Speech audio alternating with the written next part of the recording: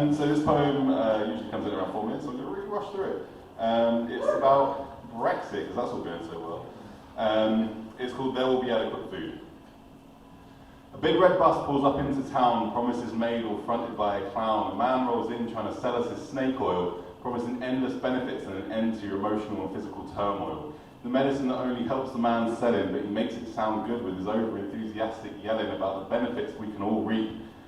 Like £350 million a week. But we bought it despite the warnings of what might have been and how the label on the back says not to apply directly to the skin, but some people weren't reading. They're applying it anyway and pretending that we aren't bleeding. We decided we'd had enough of what the experts had to say. Those opinions don't matter now, we're doing it our way. And like an overexcited teenage boy in his first time having sex, we pulled out too quick and made a mess. No one really wanted to wait to see if it was a good idea. We all just heard whatever we wanted to hear. Let's take back our laws and change all the bananas and quietly turn the country into a tax haven like the Bahamas. And in the big chain pubs there'll be no more German beer. Best of British only now, there'll be none of that here. There'll be changing leaders like the bloody weather soon.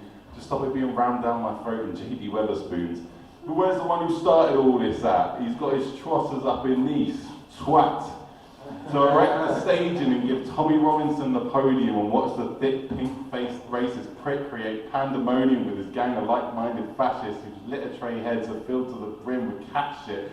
Leave means leave, no matter what the government said. This is for the English born and bred. What's wrong with a no deal? Let's shut the front door and keep you all sedated under martial law. Curfew by 9 o'clock for the lowly classes while we force feed you our nationalist views of rose-tinted glasses, but the people will riot and there will be anarchy. We will rise up and make the establishment panicky, storm the Houses of Parliament and construct the guillotine, eat the rich, cook them into the finest cuisine, David Cameron hors d'oeuvres with a side of pork tongue, and Boris Johnson heart served in a steamed bun, and chop them all up and mince all the rest, and I'll change the meaning of an eaten mess. We'll build a new state and stay ambitious. There'll be anarchy in the UK, but we won't get vicious. Holding on to hope for the idea of a better time when we weren't divided by views shared online.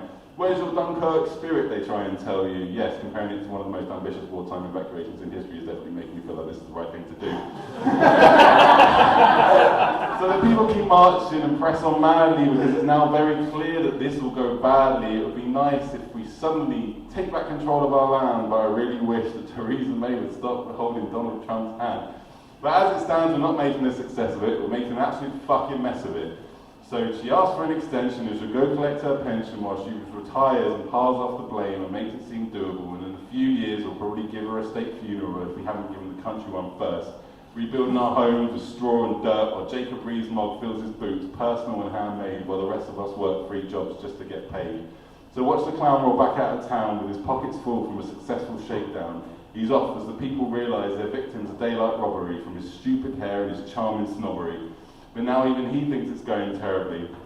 So now we have to listen to him moan unbearably, and when it ends, if it ends, it won't be the end. We'll be fending off a national emergency with no phone a friend.